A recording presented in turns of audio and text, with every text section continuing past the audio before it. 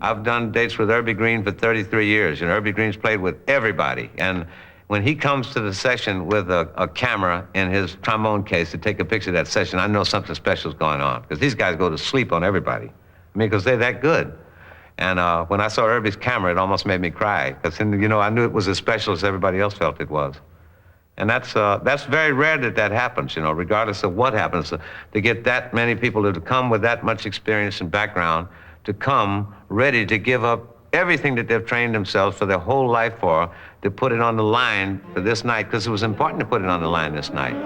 So we want to cut it so that it's all right. How many times, Francis? Well, about 3 times. It's all right, it's all right. Okay, I know what we do, no problem. You know, you take this recording festival we had, it was a special sought-out invitation to the greatest. First, we had the greatest of all greats, Frank Sinatra as a singer. We had Quincy Jones as a arranger for this great session. Take it 61 more time, please. We had sidemen such as George Benson, Ray Brown, Joe Newman, and Frank Foster. I could keep on naming all of them.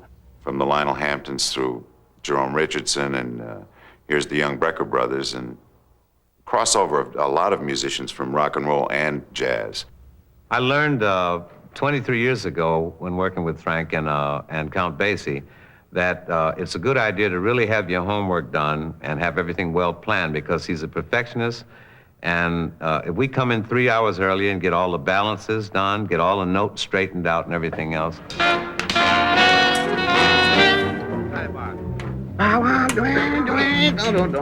Just let's milk him there. 1, 2, 2, 2.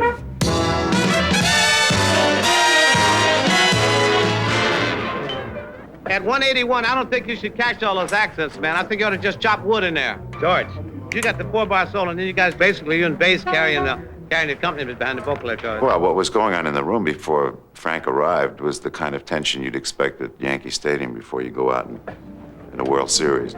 I need somebody with a thinking cap. We got 2 inputs right here. I got them. Me being completely over the top, trying to figure out how I'm going to get through this. Fears that I hadn't had in years. I think that somebody of that stature, that everybody respects so much, there's an electricity and a heat when he walks in the room. I don't think intimidating is the word, but I think there was definitely a current in that room. Hello, guys. Well, hello to everybody before we get going. We may not be here very long. I better say hello now. Because he doesn't like to circle the field too much, you know. He doesn't like to linger. He condenses his energy and puts it all together, and as a perfectionist, he goes for it at the moment. And you might not get more than 1 or 2 takes, and so it's good that everybody's ready, because if he goes and gets his, you know, he might start without you. Hey, Q. Uh-huh. So I know exactly where the trumpets in the phrase is. We take it from 41. Okay. I want to lay out when they get up on the top of the next phrase. Okay, 41. Go. Bar 41. One observation I've made over the years of working with Frank is that the one thing that transcends him being concerned about his image as the greatest pop singer in the world, and he certainly is that, and this is what I love about him, is that he has his basic respect is for his love for music and his roots. And his roots really come from being a big band singer. Try to hit I see for you. I'd even punch out Mr. T for you. Okay. Yeah, because I want to let them lay the note in there first. Yeah, that's, I couldn't hear the pitching. Yeah, there's a lot of funny chords in it. Ba-da-da-da. That ain't long, it'll have to do until the real thing comes along. Sounds great, man. Yeah. That's a little cold yet. A little cold yet, we'll warm up a little bit. Let's try one, huh? Okay. A singer is really measured, I suppose, by equipment in 3 areas, intelligence, vocal equipment, and emotional range. And certainly he has all 3 in abundance. And that's why he's one of the great interpreters, and who makes your both your melody and your lyric sing.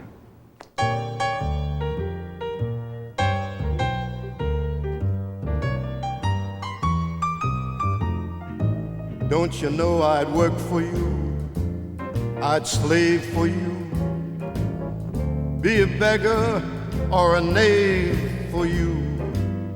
If that isn't love, it will have to do until the real thing comes along. Gladly move the earth for you, prove my love, dear, and its worth for you. If that isn't love, it'll have to do until the real thing comes along. With all the words, dear, at my command, I just can't make you understand. I'll always love you, baby, come what may. My heart is yours, what more can I say?